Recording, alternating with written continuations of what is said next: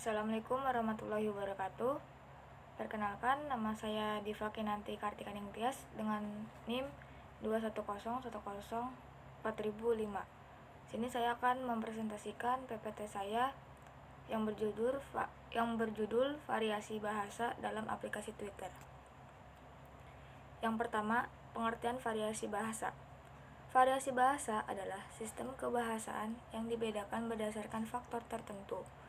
Sistem tersebut bisa berbentuk bahasa, dialek, laras, atau norma baku. Istilah lek dan isolek dipakai untuk merujuk secara netral kepada sarana komunikasi yang digunakan oleh komunitas tertentu, khususnya ketika pemilihan satuan klasifikasi yang lebih akurat menjadi masalah perdebatan. Menurut Abdul Khair dan Leonie Agustina tahun 1995, menyatakan bahwa jenis variasi bahasa dibagi menjadi 4, yaitu yang pertama segi penutur, yang kedua segi pemakaian, yang ketiga segi keformalan, dan keempat segi sarana. Yang B, Twitter. Twitter adalah sebuah situs jejaring sosial yang sedang berkembang pesat saat ini karena pengguna dapat berinteraksi dengan pengguna lainnya dari komputer ataupun perangkat mobile mereka dari manapun dan kapanpun. Istilah dalam Twitter, yang pertama ada mention, yang kedua ada hashtag, yang ketiga ada akun alter, yang keempat ada asap, yang kelima ada ATM, yang keenam ada AVA, yang ketujuh ada base, yang kedelapan ada bot, yang ke-9 ada ichimi, yang ke-10 ada itki, yang ke-11 ada idk, yang ke-12 ada IKR, ada yang ke-14 ada imao atau imho, yang ke-15 ada IRL, yang ke-16 ada ISTG, dan yang ke-17 ada manifest. Awal mula Twitter.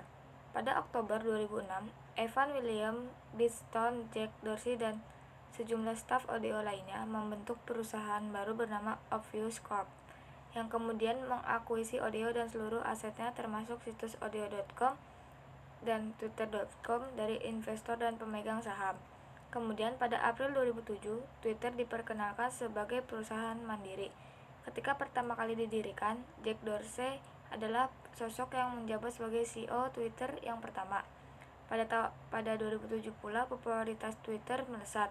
Dalam konferensi tahunan South by Southwest Interactive atau XSWI, sejumlah kicauan yang diunggah Twitter melejit dari 20.000 per hari menjadi 60.000 kicauan per hari.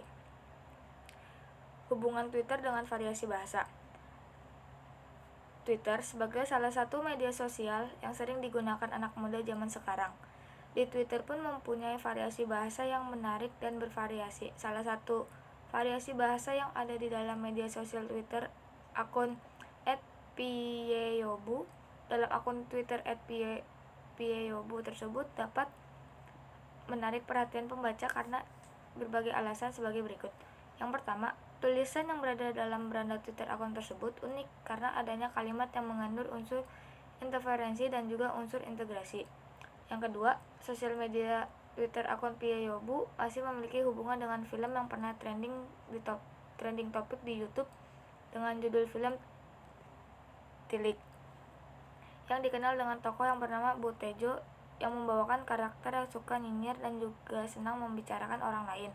Dan yang ketiga, dalam sosial media Twitter akun Piyeyobu menggunakan dialek yang sangat beragam dan dari situ dapat menimbulkan adanya kevariasian bahasa yang bagus. Yang pertama ada dialek. Yang pertama ada ideolek, yaitu variasi bahasa yang bersifat individu. Dari variasi tersebut, maka dapat membentukkan sebuah ideolek, yaitu dengan adanya suara yang berbeda, gaya ucapan, dan juga rangkaian kalimat yang sangat berbeda.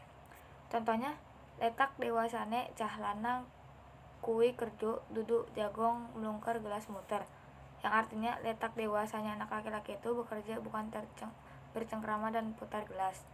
Yang kedua ada dialek, yaitu variasi bahasa yang terjadi dari sebuah kelompok masyarakat yang telah melakukan komunikasi dengan jumlah yang tidak menentu yang membedakan, yaitu area satu daerah yang khusus.